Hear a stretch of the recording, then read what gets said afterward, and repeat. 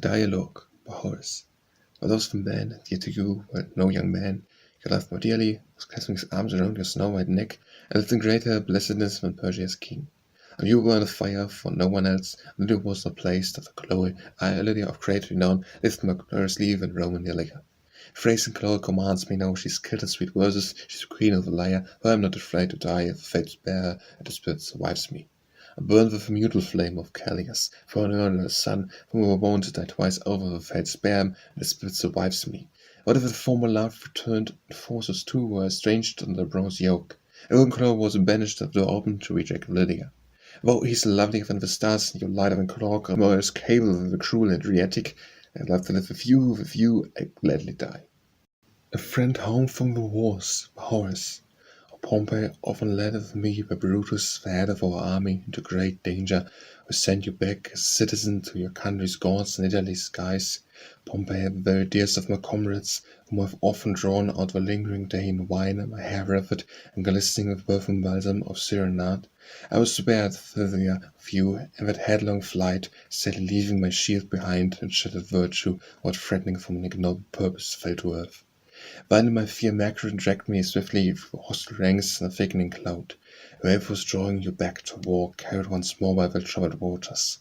So grant Jupiter the feast out, and stretch your limbs, help along companions, and my lower boast, don't spare the jar, at the distance to be opened by you. As smooth gusts of mask, oblivion about the burden of generous dishes, I to wear the wefts for us, of jeweled palace of pliant myrtle. Who will throw high Venus dice and so become the master of drink? Rage as insanely as any Thracian. It's sweet to me to revel with a friend as home again. A Lament for Quintilius by Horace. What limit or restraint should we show at the loss of so dear life? Will poor men teach me muse a song of mourning, you whom the Father granted a clear voice as the sound of a lyre? Does endless sleep lie heavy on Quintilius now? Then with honor and unswerving loyalty, that assisted to justice and our naked truth, ever discovered his equal? Many are the good men who weep for his dying, none of them, Virgil, weep more profusely than you. Piously you ask the gods for him, alas, in vain. Not so was he given to us.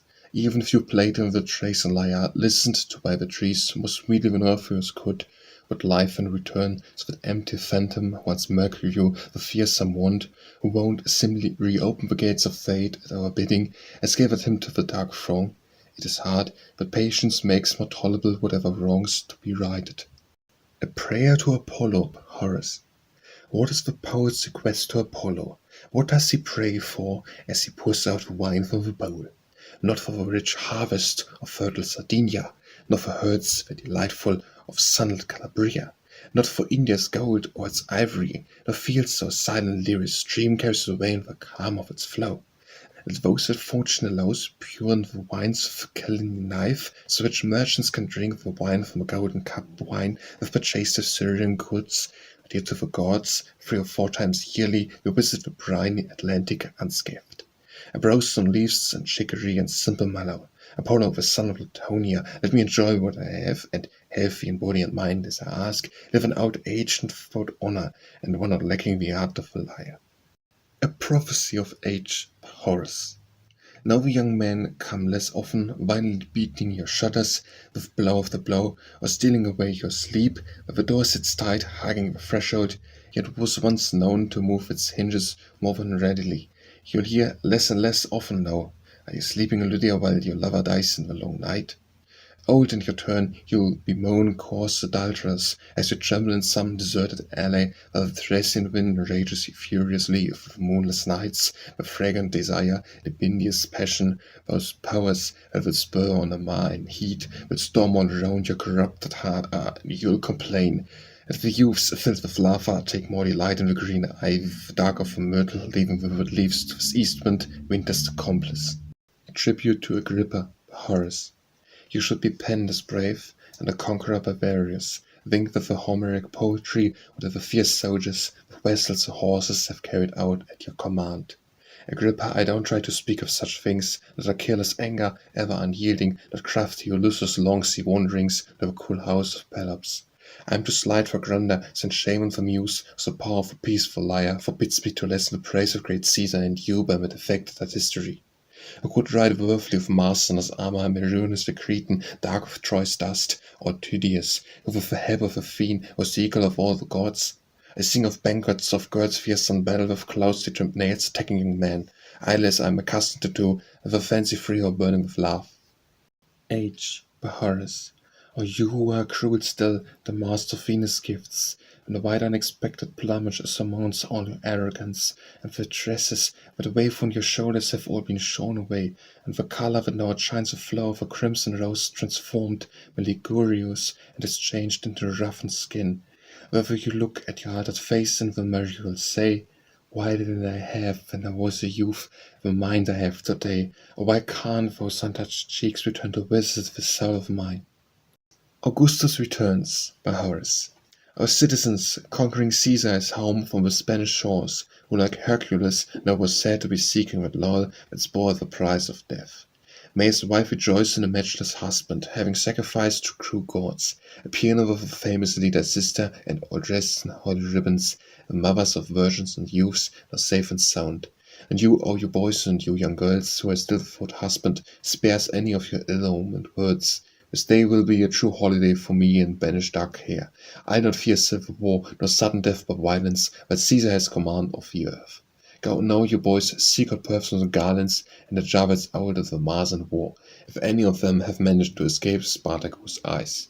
And tell the graceful Nereus to hurry and fasten the perfume the hand and not, if the hateful doorkeeper's causes delay come away.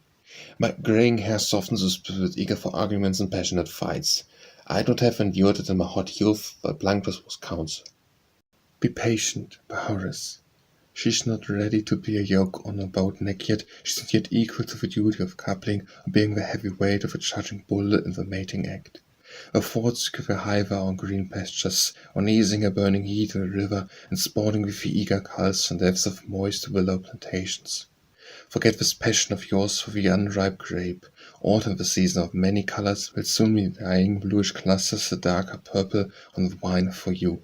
Soon she'll pursue you, since fierce time rushes on, will add to her the years it takes from you. Soon Light herself will be eager to search you out as a husband light. Before, as shyful was not your chorus of shouldering gleaming while like a clear moon shining over a midnight sea, not sneering cats, the lovely boy whom you could see in the choir of girls, the wisest of strangers would fail to tell the difference with him hidden behind his flowing hair and ambitious looks. Be true, by Horace. Why weep, as the wreath cooks, and west winds will break to you at the first breath of springtime, your lover constant faith, blessed of goods, Lithuania. Driven by east lights as far as the furious snow after collapse while rising, he passes through nights of insomnia and without many a tear. Yet messages from his solicitous hostess, telling of wretched Chloe sighs for your lover, and burns with desire, tempts him subtly and in 1,000 ways. She tells how treacherous woman, making false accusations, doth credulous protest to bring it to hastly death, to a too chaste bellyflow. She tells of Paris, nearly doomed to hates, fleeing magnesium for an abstinence, and deceitfully teaches tales that encourage wrongdoing. All in vain, still untouched, he hears her voice, steadfastly clear on cliffs. Take care yourself, lest envious next door pleases you more than is proper.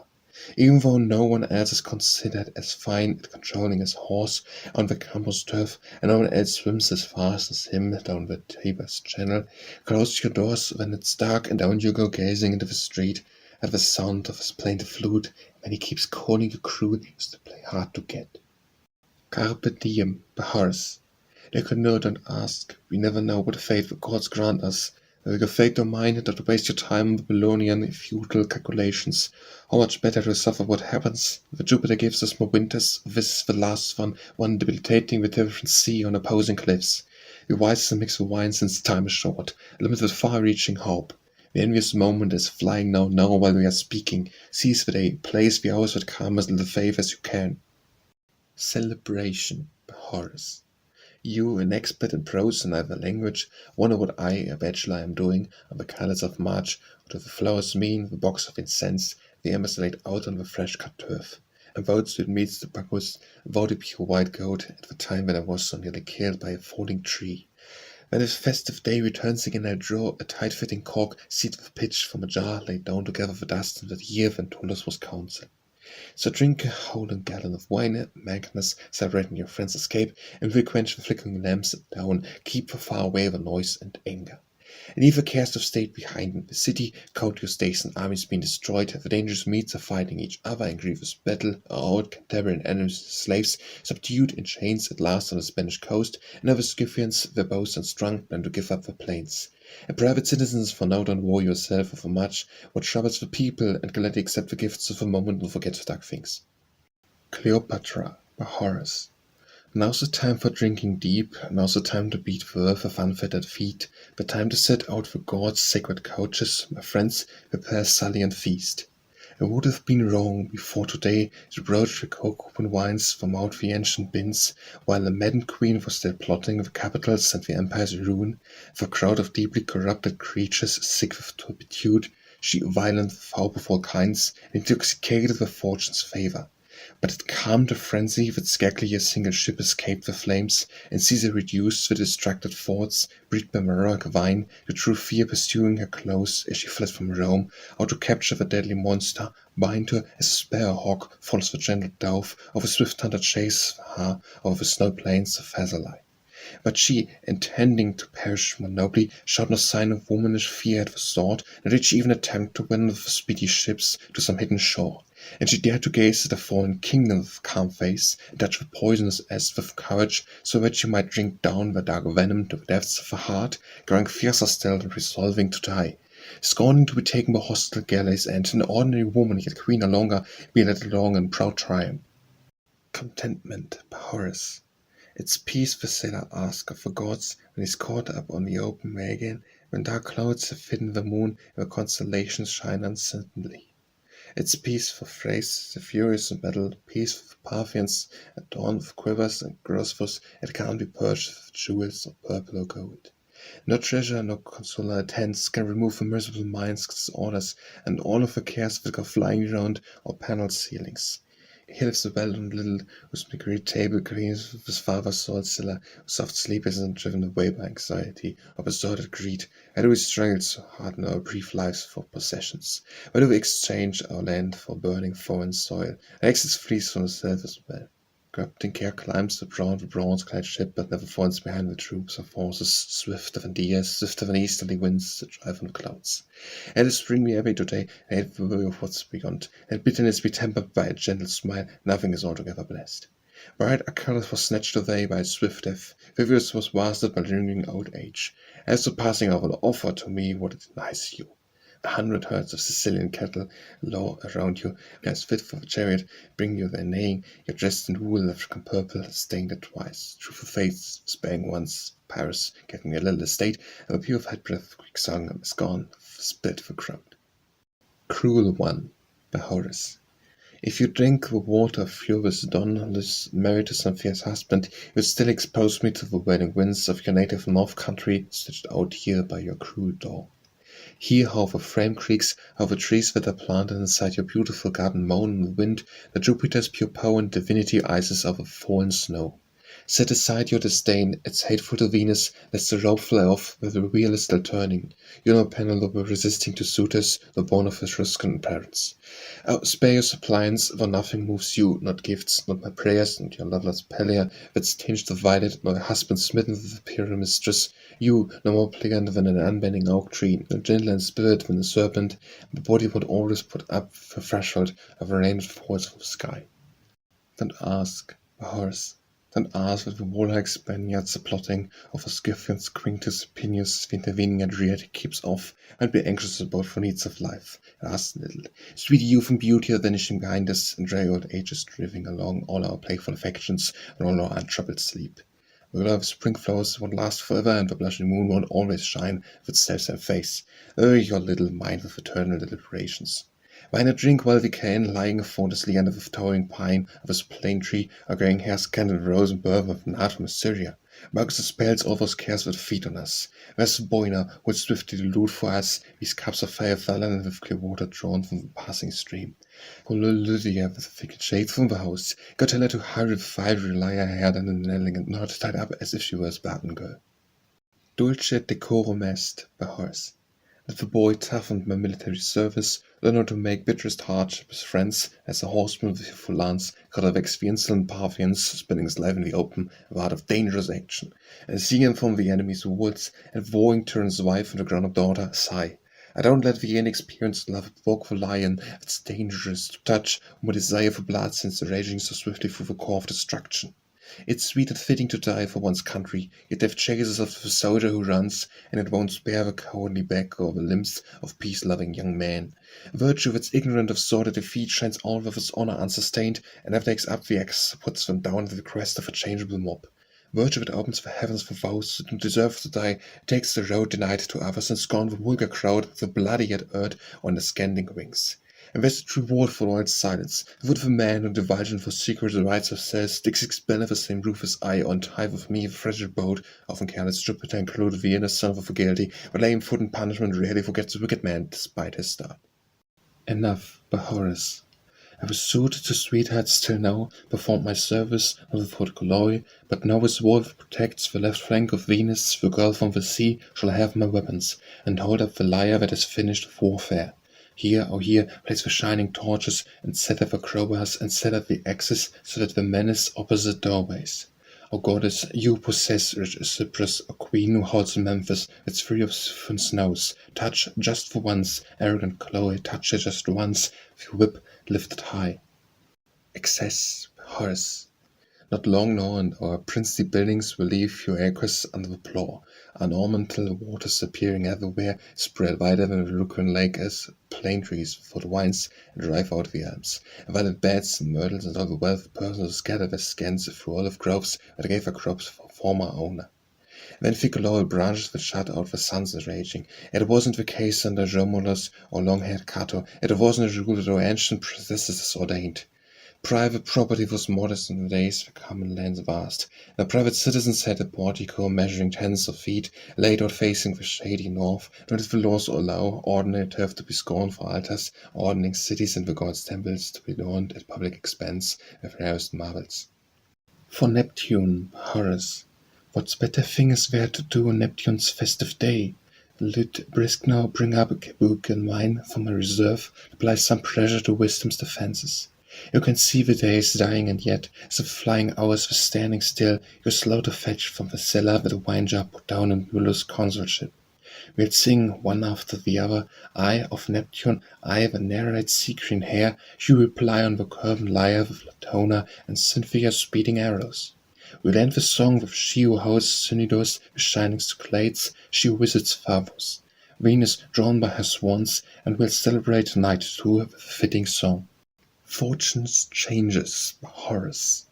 Once a wonder and expert in crazy wisdom, a scant and infrequent ardor of gods, I'm forced to set sail and return to go back to the paths I abandoned. For Jupiter, father of all of the gods, who generally splits the clouds with his lightning, flashing away, drove thundering horses and his swift chariot through the clear sky, till the dull earth and the wandering rivers, and Styx and reed to Nereus' hateful headland, and Atlas' mountain summit shock. The god has the power to replace the highest with the lowest, bring down the famous, and raise the obscure to the heights. And greedy fortune with shrill whirlings carries away the crown and delights in setting it there. Glyceras' beauty, by Horace. Cool Venus, Cupid's mother, Bacchus too commands me, Theben's similar son, and you, lustful Lyciantianess, recall to mind that love afford long finished. I burn for Glyceras' beauty, who gleams much more brightly than imperial marble. I burn for her lovely boldness, and a face dangerous to ever behold. Venus bears down on me, howling yet deserting her Cyprus, and letting me sing of her Scythians or Paphasians, eager and wheeling their horses, nor anything else. Here set up the green turf altar, boys, and the sacred boars of vermin, and incense place your bowl of last year's wine. If the victim sacrificed, she'll come more gently. He repents, by Horace. A lovely-haired child of a lovely mother, and, as you will then, my guilty ambassadors, that I inflame so that I stared deep down in the Adriatic's waters. Never Cybele nor Apollo, who trouts a priestess mind in the Pythian shrine, Bacchus nor the Corobans who clash their shrill, ringing cymbals together, pain us like anger that's undefeated by swords of the realm, or see the regulator of cruel fire, almighty Jupiter, and who sweeps down in terrible fury. They say when Prometheus forced to add something from the creature to our first clay, chose to set in each of our hearts of violence a risk to lion. Anger brought us down to utter ruin, and it's the prime reason powerful cities vanished in the utter destruction, and armies in scorn sent the hostile claw over the level spoil of their shattered walls. Calm your mind. The passions of a heart have made their attempt on me in my sweet youth, and drove me maddened, as well as swift worse. I wish to change the better lines to sweet, now since I've charmed away all of my hostile words, you might become my friend again, and if you again might give me your heart. His jealousy, Horace. When you, Lydia, start to praise, Telephus' rosy neck, Telephus' waxen arms, alas, my burning passion starts to mount deep inside me with troubling anger. Neither my feelings nor my hue stay as they were before, and on my cheek a tear slides down secretly, proving how I'm consumed inwardly with lingering fires. I burn with its madhouse scrolls that have drunkenly marked your gleaming shoulders, where the crazed boy has placed a love-bitten memory on your lips. If you'd just listened to me now, you'd not bother to hope for constancy from him who wants with sweet mouth savagely that Venus is imbued with her own pure nectar. 3 times happier way and more, held the unbroken pledge on which no distraction of love by evil coils will ever dissolve before life's final day. To Diana, by Horace.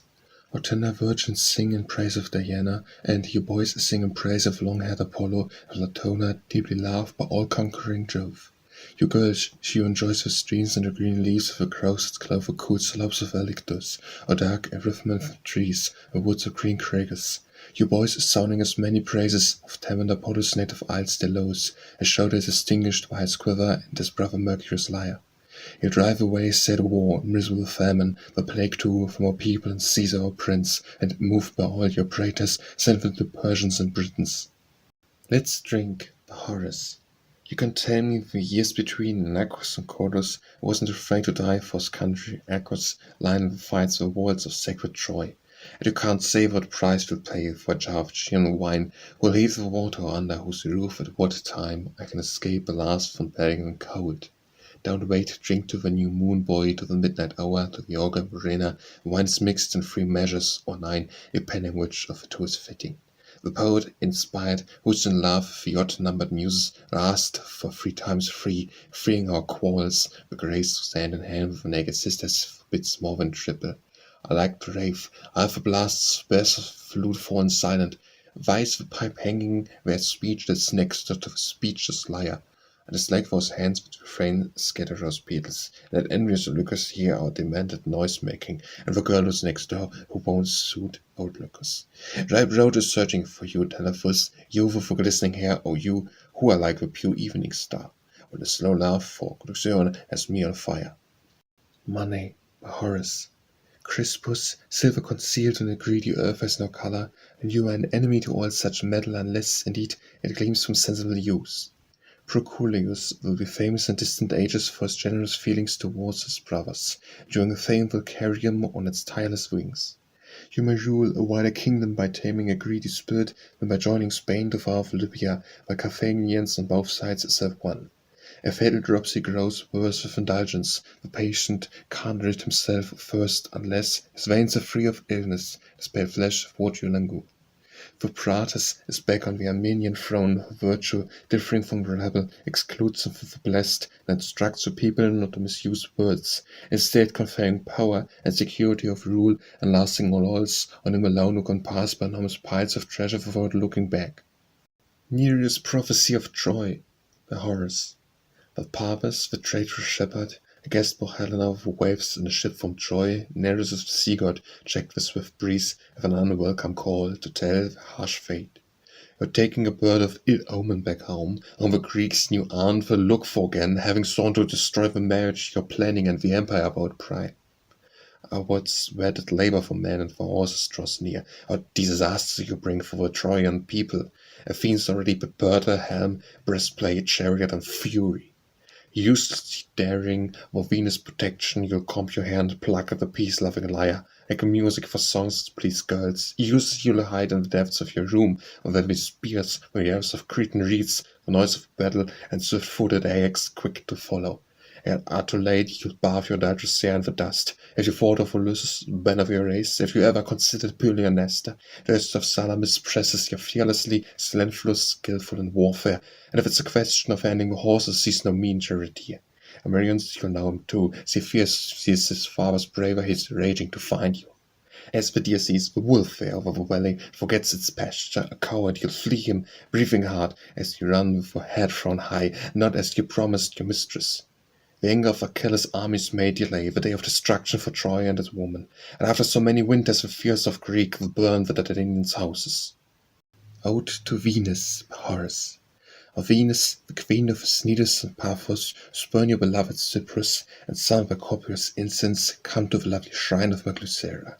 And let that passionate boy of yours, Cupid, and the graces with loosened zones, and the nymphs and youth, and as lovely without you, hasten ye and Mercury too. Off to the wars, by Horace. Iccius, are you gazing with envy now at Arabian riches, preparing for bitter war, on unbeaten kings of Saba, whom bonds for those dreadful meats? Or the barbaric virgin will be your slave when you have murdered a lover, or the boy from the palace with scanted hair will handle your wine cups, one taught by his father's bow how to manage eastern Nereus, who will deny now that rivers can flow backwards to the summits of mountains, and tie by rivers the course of the streams, when you, who gave promise of much better things, intend on changing Panactius' noble books, the school of Socrates, for a suit of Iberian armor. One ending, by Horace. And things troublesome, always remember, keep an even mind, and in prosperity be careful of too much happiness. In Smerdelius, you're destined to die, and will live a life as always said, a reclining privately on distant lawns, and one long holiday take delight in drinking your vintage Falnian. Why do tall pines and white poplars love to merge the branches in the hospitable shadows? Why do the rushing waters labor to hurry along down the winding rivers? Tell them to bring us the wine of the perfume of all too brief petals of lovely roses, of the world and the years, the dark threads of the three fatal sisters alow. You leave behind all those meadows you purchased, your house, your estate, yellow Tiber washes, you leave them behind, you have will own those towering riches you've piled so high. Whether you rich of old and actress line, or live beneath the sky, a pauper, blessed with humble birth, it makes no difference. You be pitiless or reckless victim. You're all being driven to a single end. All loads are tossed in the urn, and sooner or later will emerge and Cetus and Sharon's boat for external exile. Poetic Immortality, by Horace. A poet of dual form, I won't be carried through flowing air on weak wooden wings, will linger down here on earth for any length of time. Beyond envy, I leave the cities behind. It's not I, born of poor parents, it's not I, who hear a voice, beloved Magnus, I who'll die or be encircled by Stygian waters. Even though the rough skin is settling around my ankles, now above them I'll become a snow-white swan, and soft feathers emerging over my arms and shoulders.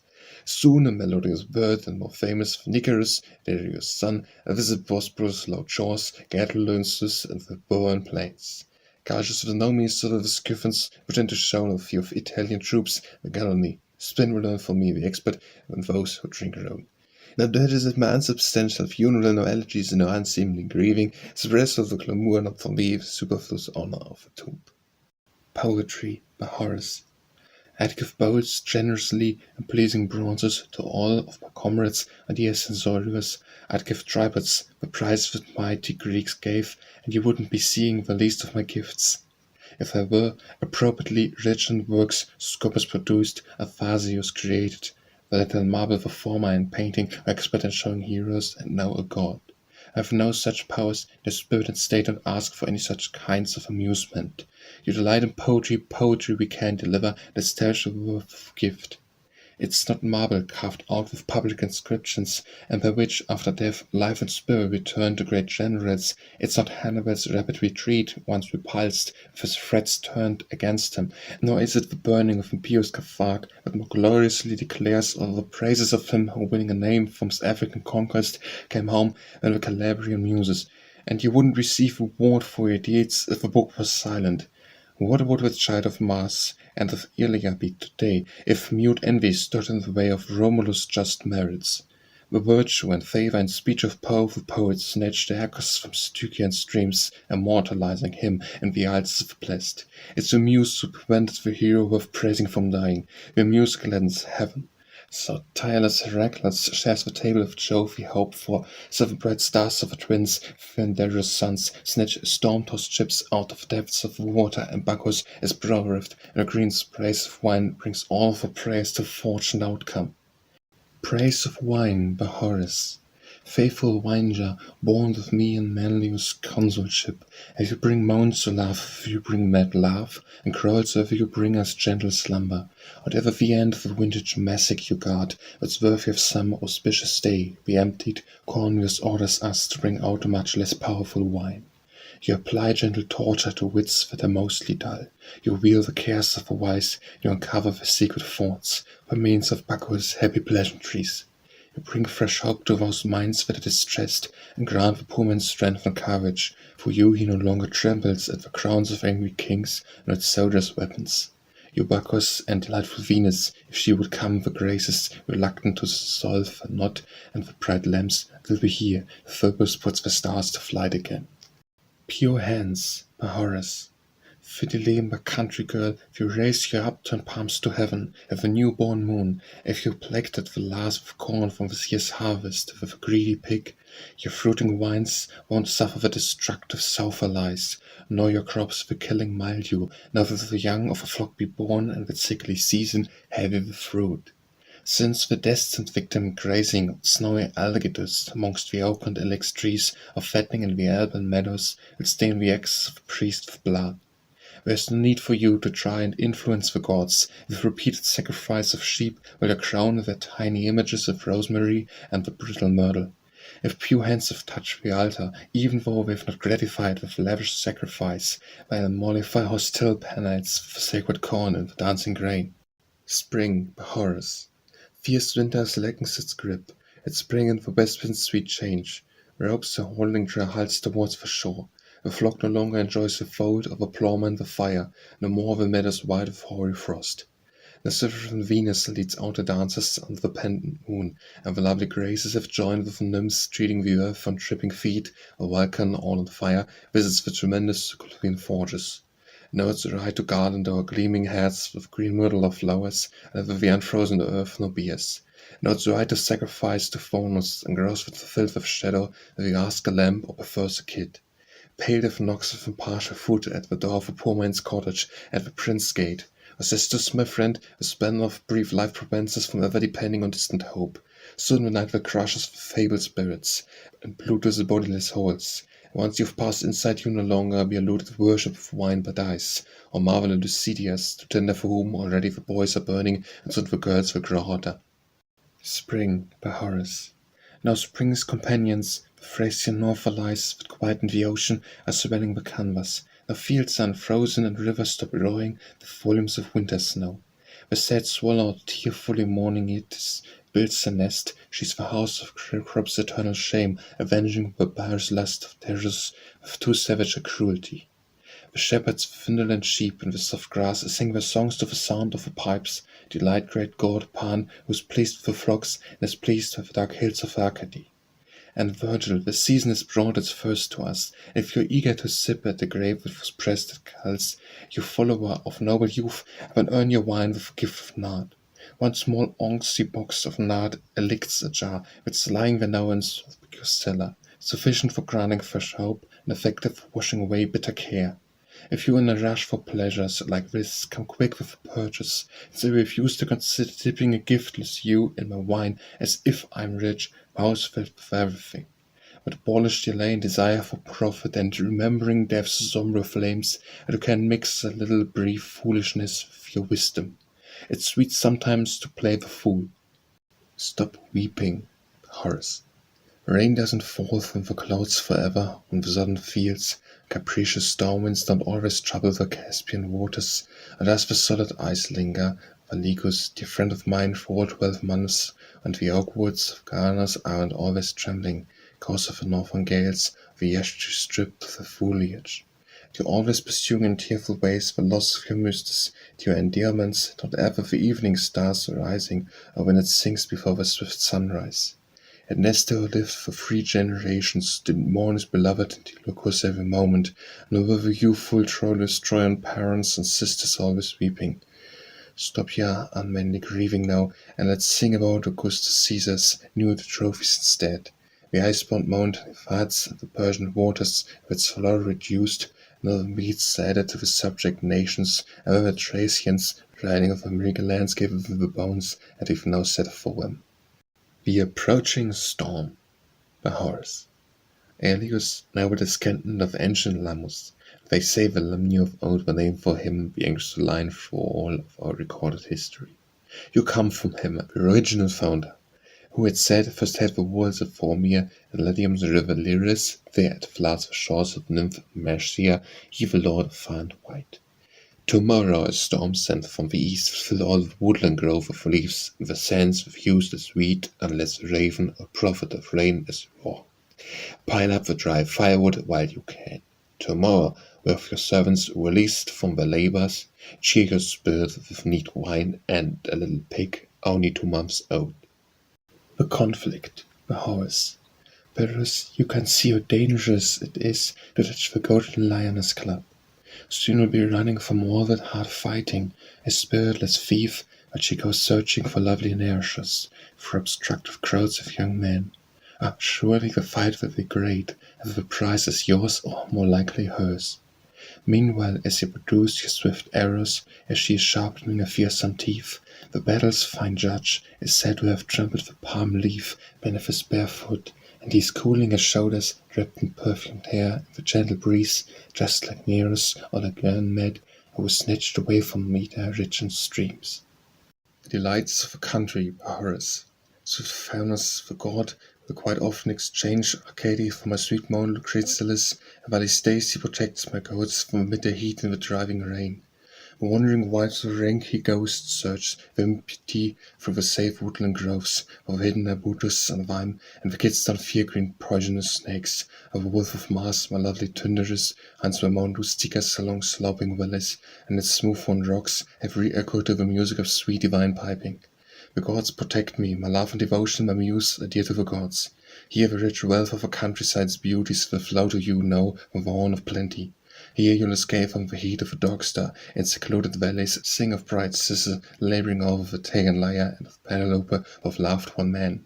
Here you'll bring cups of innocent lesbian wine under the shade, nor will Semele's son, the Bacchus, battled out with Mars, nor shall you fear the intemperate hands of insolent Cyrus, jealously watching to possess you, girl, unequal to evil, to tear off a garland that clings to your hair, or tear off your innocent clothes. The golden mean, by Horace. You live more virtuously in Marina by not setting out to sea, while you in dread of a storm arguing fatal shores too closely either. Whoever takes delight in the golden mean safely avoids the squalor of a shabby house, and soberly avoids the regal palace and incites envy. The tall pines more often shaken by the wind, it's a high tower that falls with a louder crash of the mountainous summits of places where lightning strikes. A heart that is well prepared for any fate hopes in adversity, fears prosperity. Where Jupiter brings us all the unlovely winters, he also takes them away again. If there's trouble now, it won't always be so. Sometimes the poor roses of sleepy muse with his lyre, when he's not flexing his bow. Appear brave and resolute in difficult times. Be wise and take in all your sails, when you're swollen by too powerful a following wind. The ship of state, by Horace. Our ship the fresh tide carries back to sea again. Where are you going? Quickly, run for harbour. Can't you see how your sides have been stripped bare of oars? How your shattered masts and yards are groaning loudly in the swift southwesterly, and bare of rigging, your hull can scarcely tolerate the overpowering waters? You haven't a single sail that's still intact now, no gods, and people call to when they're in trouble. Are you built of Pontic pine, a child of those famous forests, who can boast of your race, and an idle name? The fifth soldier puts no faith in gaudy keels. You must beware of being merely a plaything of the winds. You not long ago were troubling weariness to me, and now my passion and anxious care avoid the glistening seas between the shining clades. The Simple Myrtle, by Horace. My child, I had Persian ostentation, garlands twined around lime tree, bark displeased me. Forget your chasing, to find all the places where later roses fade. You're eager, take care, but nothing enhances the Simple Myrtle. It's not only you with it graces, of servant with me as a drinkman of a dark wine. 3 handfuls of earth, by Horace. You, my Arctas philosopher and measurer of land, of a sea of white sands, entombed in a small mound of merged earth near the Martinian shore, and it's of no use to you in the least, you born to die, have explored the celestial houses crossed and stirred the rounds of sky. Tantalus, Pelops' father, died too, a guest of the gods, and took off to the heavens. Venus gained entry to great Jupiter's secrets. Tartarus holds a rough bust, wise since to Orcus, for he bore witness, carrying a shield there to Trojan times, and left nothing more behind for black death. But his skin and his bones, and that certainly made him Archytas, to your mind, not trivial example of nature and truth. There is still one night that awaits us all, and each, in turn, makes the journey of death. If you wish to deliver some as a spectacle for cruel Mars, the greedy seas for sailors are ruined, the funeral of the old and the young cross ranks together, and no one spared by cruel Proserpine. Me too the south wind, Notus, swift friend of setting Orion, draw deep in the Illyrian waters. Our sailor don't hesitate from spite to grant a little treacherous sent to my unburied bones and skull. So that, although the eastern might threaten the Italian waves, threshing the Vesuvian woods, you'll be safe, yourself, rich rewards, with love from the source, from even-handed Jupiter, and from Neptune, who is the protector of holy Tarentum. Are you indifferent to committing a wrong that will harm your innocent children hereafter? Perhaps the need for justice, an arrogant disdain await you too. Don't let me be abandoned here, my prayers unanswered. An offering will absolve you. We hurry well, it's a brief delay. 3 scattered handfuls of earth will free you. Tibullus, don't grieve. Horace. Tibullus, don't grieve too much when you remember your cruel Glyceras, and don't keep on singing those wretched elegies, or ask why trust broken you're shunned by a younger man. Lovely Lycurus, but now a broad one, is on fire with love for Ceres, so leans towards Pithelfer, but does it would more likely to make the Pulian wolves a further to sin with some lowlier lover. So Venus has it, who delights in the cruel game of mating unsuitable bodies and minds on a heavy yoke of bronze. I myself, when a nobler passion was called for, was sailed in the charmed bonds of Myrtle, that freed slave, more bitter than the Hydra's waves, that break in Calabria's bay. To Augustus, by Horace. The father sent enough dread hail and snow to earth already, striking sacred hells with fiery hand to scag the city, and scag the people lest again we now prefer age of pain, and Proteus' sea herds drove across high mountains, and fishes lodged in all the elms that used to be the haunt of doves, and trembling Rhodius swam the whelming waters. He saw the yellow Tiber's waves hurled backward from the Tuscan shore, toppling Numus Regia and the shrine of Vesta. Far too fierce now the Faun river, in his revenge of wrong Lydia, drowning the whole left bank at without permission. Our children fueled with the father's vices, will hear metal sharpened, that's better destined for the Persians, and of battles too, which gorge of the people call on when the empire falls and ruins.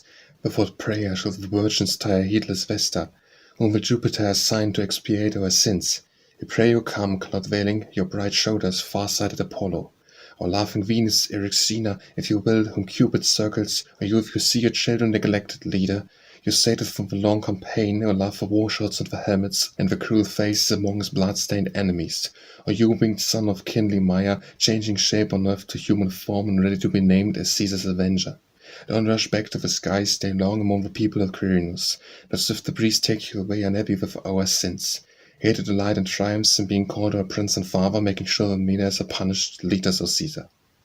Out to Diana, by Horace, virgin protectress of the mountain and the grove, who, called on 3 times, hears young girls laboring for childbirth, and rescues them from dying, or triple-formed goddess, may it be yours, with pine tree above my farm, so that I may, happily for passing years, offer it the blood of a boar that's trying its first sidelong thrust. The Faunus, by Horace. Faunus, the love of nymphs, while fleeing may you pass gently over my boundaries, my sunny fields, and as you go by, be kind to all my newborn, that the end of the year tender kid is sacrificed to you. If full bowls of wine aren't lacking, friend of Venus, the old altar smoking with incense. All the flock and bulls of the grassy plain, and the 5th of December returns for you. The festive village empties into the fields, and the idle herd. The wolf wanders among the audacious lambs, through the woods widely scatter the leaves. The ditcher delights in striking the soil he hates in triple time. To Lydia, stop ruining Sybaris, by Horace. Lydia, by all the gods, say we are set on ruining poor Sybaris with passion. Why suddenly can't stand the sunny campus he once tolerated of a dusted sun. Why is no longer riding with his soldier friends, nor holds back with jellic mouth any longer with his sharp restraining bit? Why does he fear to touch the yellow Tiber? Why does he keep away from the restless oil like the viper's blood? He won't appear with arms bruised by weapons, he who was often noted for hurling the discus, throwing the javelin out of bounds. Why does he hide, as Messiah killers, seaborn of the sun, hid before, said Troy was ruined, lest his make laughing had him dragged away to the slaughter among the Lycian troops? To Mercury, Horace. Mercury, eloquent grandson of Atlas, I'll sing of you, your wise youth for training, shaped the uncivilized ways of our newborn race of language and grace and the ways of wrestling, you the messenger of Jove and the gods and the Contentment's father, skillful in hiding whatever pleases you with playful deceit. But he tried to scare you with his threatening voice, and as to return the cattle you'd stolen so craftily, Apollo was laughing, missing his quiver. And indeed, with your guidance, for I am carrying rift gifts, left Troy, escaped the proud Atriada, Thessalian fires, the menacing camp threatening Ilium. You bring virtuous souls to the happy shores, controlling the bodiless crowds with your wand of gold, pleasing to the gods of the heavens and the gods below. To old Horace. Oh, dear wife of poor Hibicus, put an end to your wickedness at last, and all of your infamous goings on. Know you are near the season for dying, stop playing about with girls and scattering a mist of shining stars. Outfit's follower is not quite fitting for you, close, when your daughter is more suited to storming the houses of lovers, like a bacchantet stirred by the beating drum. A love from Novus forces to Kabul like a mischievous she-goat, wool with shorn near to noble, the serious fitting for you, sad out, think, not the dark red flower of the rose and of the lyre, the wine just drained to the dregs. Vain riches, Horace, where's no ivory, where's no gilding paneling, gleaming here in my house, no beams of maiden marble rest on pillars quartered in deepest Africa. I've not, as her to Atlas, become unwitting owner of some palace, and noble ladies trade robes of Spartan purple for me. Of honor and the vein of kindly wit, if I am poor the rich man seeks me out, I don't demand anything more of the gods, or my powerful friend, I'm contented enough, as with my one and my only seventh arm. Day dreams on the heels of day, and new moons still continue to wane away. Yet we contract on the edge of the grave itself for cut marble, forget the tomb and raise a palace, pushing hard to extend the shore of bayous, roaring seas, not rich enough in mainland coast. What's the point of tearing down every neighboring boundary, edging a field, sleeping over, and you agree to the limits of your tenants? Above a husband and wife and their miserable children are driven out, they left clutching their household gods to their breast. It is a royal courtyard that more surely waits for wealthier owner than greedy workers' fateful limits. Why stretch for more? Earth's equally open to the poorest of men and the sons of kings, and August Phaeton couldn't be seduced by gold to row back and return crafty Prometheus. Proud Tantalus from Pelops' son, he holds fast, ever he is summoned, ever he is not, and ends an ear and frees a poor man his labours done. Venus, be merciful, Horace. Venus, now if you returned again to battles long neglected, please, oh please spare me, and not pray to the power of kindness in error, as once there was. After 50 years, cruel mother of sweet Cupids, leave one now who's hardened to your soft commands. Take yourself where seductive prayers from the young man invite you to return. It would be better still for you lift the wings of gleaming swans to venture to Paulus Maximus' house if you want a worthy heart to set on fire. Since he's noble and he's handsome, he's not uneloquent for anxious clients. He's the lad of 100 skills, he carry your army's standard far and wide, and he'll laugh when he's successful despite his rival's expensive gifts. He raised just for you by the Alban lake a statue in marble under a wooden roof. You'll smell rich incense, and you'll take delight in the notes of a lyre, and the mingled precious flutes, the sound of reed pipes won't be absent there. While sweet virgin girls celebrate your power there twice every day, see the young boys beat the ground with his snow-white feet in triple measure like Salian dancers. Women and boys can't please me, nor those innocent hopes of mutual feeling, nor wine-drinking competitions, nor foreheads circled by freshly gathered roses. But why, O Ligurius, why should tears gather here on my cheeks from time to time? Why does my tongue, once eloquent, fall indecorously silent while I'm speaking? In dreams at night, hard-hearted one, I hold you prisoner, or follow you in flight over grassy fields of Mars, or wing with you both in constant waters. We'll go together, Horace. Why do you stiffen me with your complaining? It's neither the gods' idea, nor mine to die before you, Magnus, you the great glory and pillar of my existence. I have some premature blow snatched away half of my spirit. Why should the rest remain, no longer as loved, nor surviving entire? But they should lead us to ruin together. I'm not making some treacherous promise. Whenever you lead the way, let's go, let's go. Prepare as friends to set out, you and I, to try the final journey. Now she may with fire breath deliver tear me from you, or if you should rise against me, 100-hand Gaius, that's the will of all powerful justice and fates. Whether Libria or fearful Scorpio shone more powerfully on me at my natal hour, or Capricorn, which is the ruler of the waters that flow round Italy, our stars were mutely aspected in the marvelous way. Jupiter's protection shone brighter for you than baleful Saturn, and rescued you, that back rapid wings of fate, the day when the people crowded the theatre, 3 times broke into wild applause. I'd have received the trunk of a tree on my head, and Faunus, guardian of Mercury and poets, hadn't warded off the blow of his hand. So remember to make due offerings. You build a votive shrine, I come and sacrifice a humble lamb. Wine by Horace. Cultivate nor plant my bowers, before the rose of sacred vines in Tibullus' generous soil, and by the walls Quintilius founded. Because the god decreed of things are hard to those who never drink, and he gave us no better way to lessen our anxieties. Deep in wine who rattles on about harsh companions of poverty, who doesn't rather speak of you, Bacchus, and you, lovely Venus, and lets the gifts of labor pass the bounds of moderation set, with the battle of wine between the Leptos and the Centaurs, is a warning to us all, the frenzied traditions whom Bacchus hates, and will split right from wrong, but to find a line of passion. Lovely Bacchus, and not be the one to stir you against your will, nor bring to open light of day what's hidden under all those leaves. I'll beg the savagery of drums and the restive horns, and those deeds that afterwards are followed by a blind self-love, by pride that lifts its empty head too high above itself once more, a wasted faith in mysteries much more transparent than the glass. Winter by Horace. Still Soracte stands glistening with snowfall, the labouring woods bend under the weight. Still the mountain streams are frozen, cased in the ice by the shuddering cold. Drive away bitterness, pile on the logs, build the hearthstones, and with generous heart, out of 4-year-old 7 jars, or tally shrews bring on the true wine. Leave the rest to the gods, and if still the winds that struggle far away over raging seas, you'll see that neither suppressed trees nor the old ash will be able to stir. On ask what tomorrow brings, call them your gain. Whatever day's fortune gives, don't spurn sweet love. My child, and don't you be neglected of the choir of love of dancing feet. For life is still green, and your white-haired old age is far away with all its mournfulness. Now find the campus again and the squaws, soft whisperers of night at the hour agreed, and the pleasing laugh betrays her the girl was hiding away in the darkest corner, and the pledge threats were driving from her arm or from a lightly resisting finger. You too, Lys, by Horace. Lys, the gods have heard my prayers. The gods have heard me, Lys. You're growing old, but still desire the power of beauty, and still you play and drink quite shamelessly. And drunk, you urge dull Cupid on with gentle singing. He's keeping watch on the beautiful cheeks of cheer the young and fresh, who's expert at playing the harp. For if lies disdainfully past the withered oak, and runs away from you, since you disfigured by woes, no yellowing teeth, was wrinkles in the graying hair. No gaunts of corn purple and those expensive jewels won't bring back time, the passage of days is shot away and buried a matter of public record.